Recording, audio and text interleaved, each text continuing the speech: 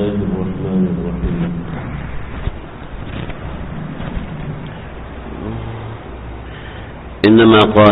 إنما كان قول المؤمنين إذا دعوا إلى الله ورسوله ليحكم بينهم أن يقولوا سمعنا وأطعنا وأولئك هم المفلحون ومن يطع الله ورسوله ويخشى الله إلى آخر الآية.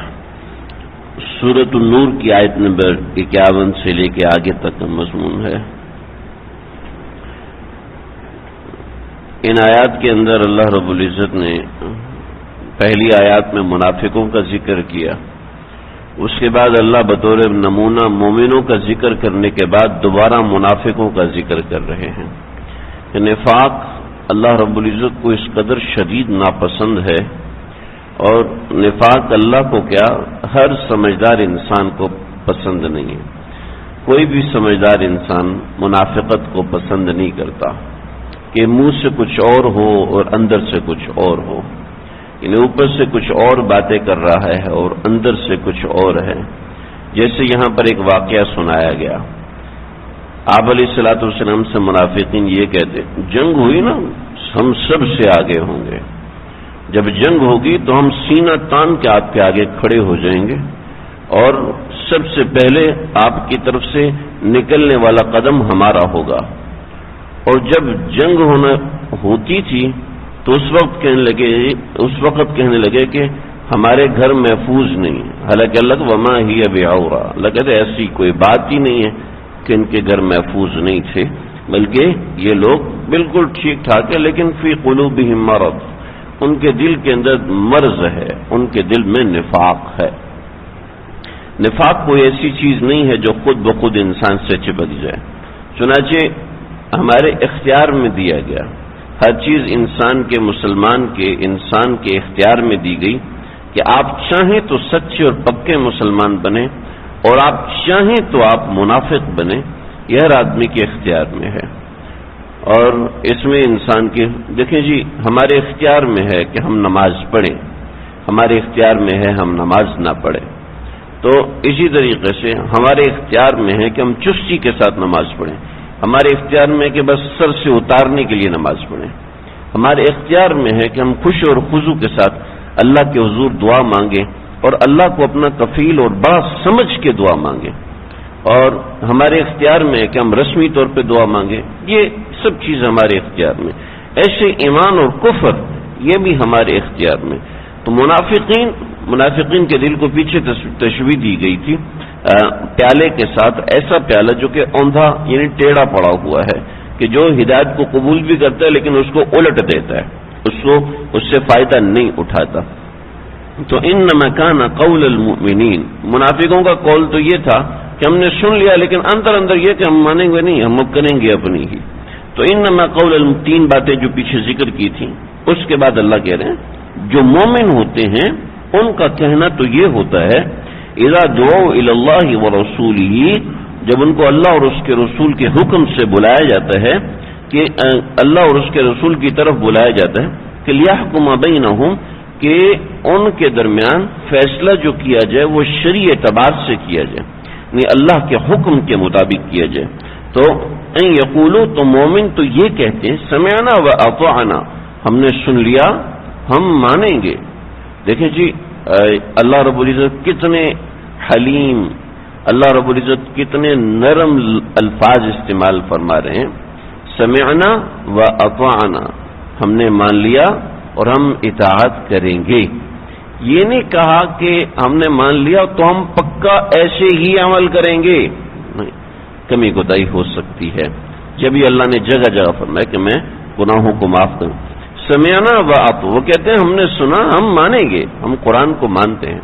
چنانچہ ہمارے محی السنہ حضرت مولانا شاہ ابرالحق صاحب رحمۃ اللہ علیہ فرماتے تھے کہ جب بھی کوئی تمہیں حدیث سنائے، تمہیں پتہ ہے کہ یہ حدیث ضعیف ہے، تم جانتے ہو کہ یہ حدیث جو ہے وہ موضوع ہے، تو فوراً نہیں کہہ دینا یہ حدیث ضعیف ہے، فوراً نہیں کہہ دینا یہ حدیث اس حدیث میں ضعف ہے، اس حدیث میں کلام ہے. یہ تو تھوڑے اصطلاحی جملے ہیں، یعنی ہم کہیں کہ یہ حدیث چونکہ بخاری میں نہیں ہے اس لیے میں نہیں مانتا، ایسی بات نہیں کرنی چاہیے. جیسے کہ آج کل بہت سے لوگوں کا شیوا بھی اس حدیث پہ تحقیق کرو، پتہ نہیں ٹھیک بھی ہے کہ نہیں ہے. نہیں، یہ بات صحیح نہیں. میں کسی عالم سے پوچھوں گا، انہوں نے اگر اس حدیث کی تصدیق کی تو ٹھیک ہے ہم مانیں گے، ورنہ نہیں. ہم نے سن لیا، ہم انشاءاللہ عمل کریں گے. ہاں، اس کے بعد اس کو کہنے کی ضرورت نہیں ہے، سامنے والے کو بتانے کی ضرورت نہیں ہے. ہاں، اس کے بعد کسی عالم سے تحقیق بھی کر لیجئے، جی یہ حدیث مجھ تک پہنچی ہے تو اس بارے میں علماء کی کیا رائے ہے آپ بتا دیجئے. اور کیونکہ بہت سے لوگ ایسے ہیں جو کہ وضاع حدیث ہیں، کئی ایسے لوگوں کو حضرت علی رضی اللہ تعالیٰ نے پکڑا جنہوں نے تختہ دار پہ اعتراف کیا کہ ہم نے 30,000 حدیثیں گھڑی ہیں، ہم نے لوگوں کے اندر مشہور کر دی 30,000 حدیثیں. ایسی بہت سی روایات ہیں جو لوگوں نے مشہور کی، لیکن آپ کے سامنے ہمارے سامنے کوئی حدیث آتی ہے تو ہمارے اکابرین فرماتے ہیں حدیث کو سن کے فوراً ہاں ہم مانتے ہیں، ہم عمل کریں گے. بعد میں تحقیق کریں، اس کو فوراً کہہ دینا کہ نہیں میں تحقیق کروں گا پتہ نہیں ٹھیک ہے کہ نہیں. نہ یہ بات نہیں. دیکھیں ایک مثال ہے، اس نے آپ کو حدیث سنائی اور وہ ٹھیک تھی، تو آپ نے اور میں نے ہم نے یہ کہہ دیا کہ ہم اللہ کے نبی کی بات کی تحقیق کریں گے. اوفو، کس قدر بے ادبی ہے. اس لیے ایسے موقع پر نہیں کہنا چاہیے، نہیں ہم تحقیق کریں گے. ہاں ٹھیک ہے، اب سمعنا وعط، ہم نے سن لیا، انشاءاللہ ہم اس کو مانیں گے. ایسی بہت سی حدیثیں، بہت سی احادیث ہیں جس میں اختلافی معاملات ہیں، ایسی روایات ہیں جس میں رفع الیدین کرنے کا ذکر ہے، ایسی روایت ہے جس میں سجدے کے درمیان رفع الیدین کرنے کا ذکر ہے، ایسی روایت ہے جس میں اونچی نماز پڑھنے کا ذکر. بہت جگہوں پر ایسا ہے تو ہم کیا کہیں گے جی ہم اس کو نہیں مانتے، جی ہم اس کو مانتے ہیں. لیکن دوسری جو احادیث اس کے بعد کی ہیں ان احادیث کو ہم زیادہ راجح مانتے ہیں، ان کو مرجو مانتے ہیں، کیونکہ قرآن مجید کے بہت سے احکامات ایسے ہیں جو منسوخ ہیں. تو لیکن ہم فوراً نہیں کہیں گے یہ منسوخ ہے، ہم فوراً نہیں کہیں گے یہ حدیث رد ہے. نہیں، ہم یہ نہیں کہیں گے، یہ کہنا بے ادبی ہے.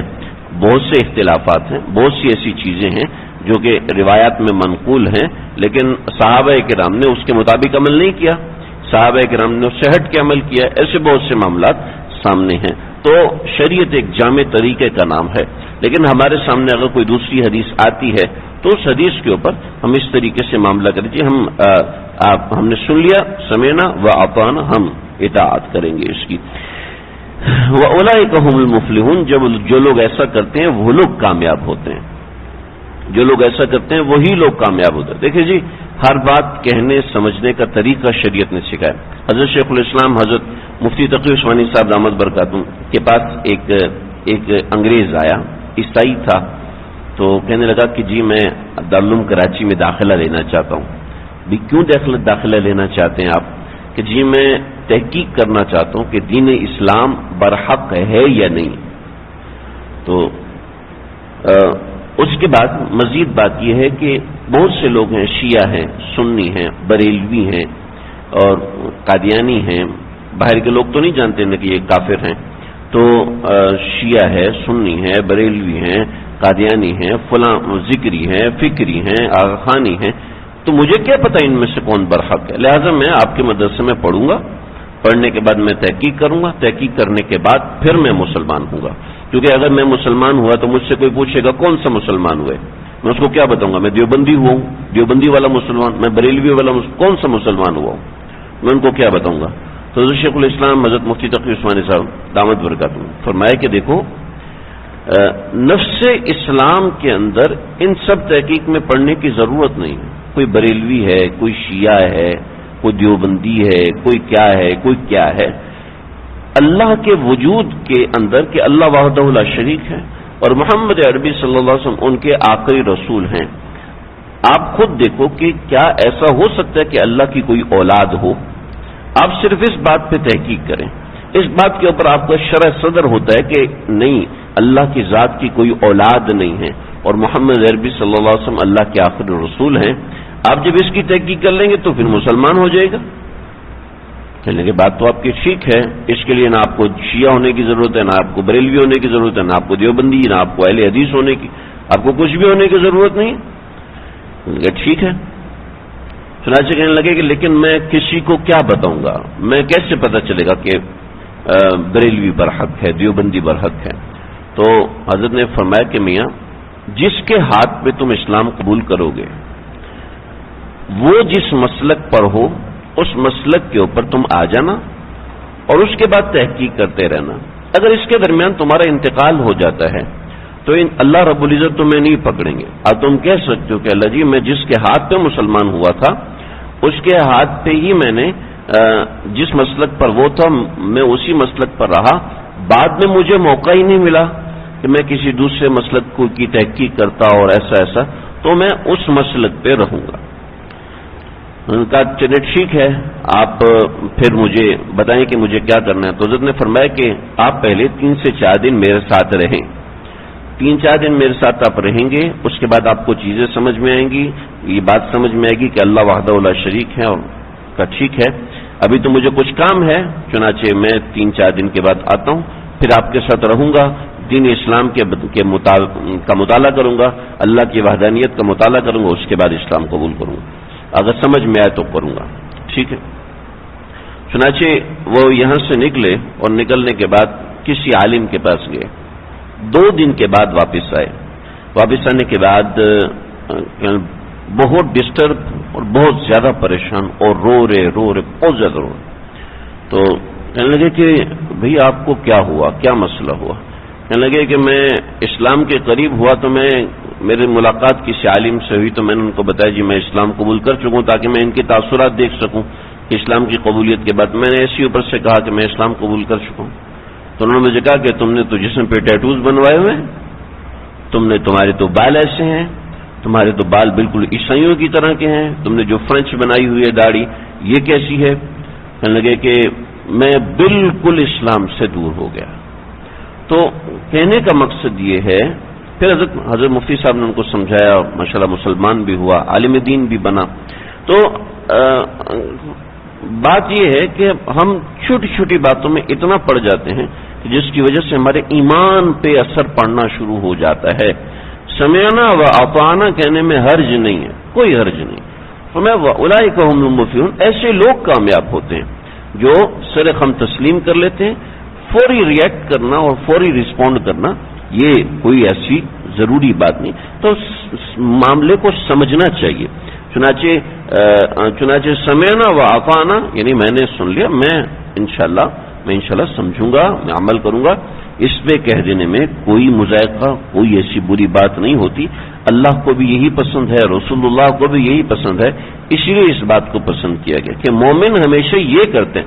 منافق اس میں کیڑے نکالتے, نہیں اس میں یہ ہوگا, اس میں یہ ہوگا, نہیں اس میں یہ نہیں, کیڑے نکالنا یہ مسائل.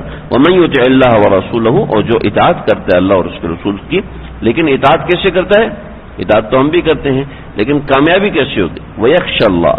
ویخشى اللہ, لیکن ڈرتا بھی رہتا ہے, اندر اس کو ڈر بھی رہتا ہے, پتہ نہیں میری نماز قبول ہے کہ نہیں, پتہ نہیں میرا واز قبول ہے یا نہیں, پتہ نہیں میرا مسجد میں بیٹھنا قبول ہے, ڈرتا بھی رہتا ہے.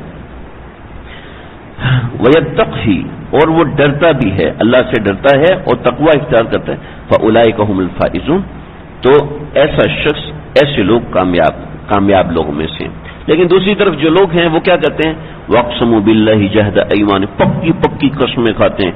لیکن أَمَرْتَهُمْ لَيَخْرُجُنَّ, اگر آپ ہمیں حکم دیں گے ہم فوراً نکلیں گے. قُلْ لَا تُقْسِمُوا, آپ ان سے قسمیں مت کھاؤ. طاعتم معروفہ, تمہاری جو اطاعت ہے وہ سامنے کھلی ہوئی ہے. ان اللہ خبیر بما تعملون, جو تم کرتے ہو اللہ تعالیٰ اس سے بہت اچھے طریقے سے باخبر ہے. قل اطیعوا اللہ, کہیے کہ اطاعت کرو اللہ کی اور اس کے رسول کی. یہ فَإِن تولوا, اگر تم اس سے اعراض کرو گے, فَإِنَّمَا عَلَيْهِ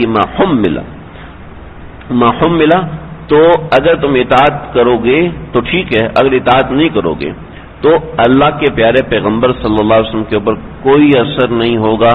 فَإِنَّمَا عَلَيْهِ مَا حُمِّلَ, جو وہ اٹھائے گا, جو اس پہ ڈالا جائے گا وہ اسی کے اعمال کے بسبب ہوگا. وَعَلَيْكُمْ مَا حُمِّلْتُمْ, اور جو تمہارے اوپر ڈالا جائے گا وہ تمہارے اعمال کے سبب ہوگا.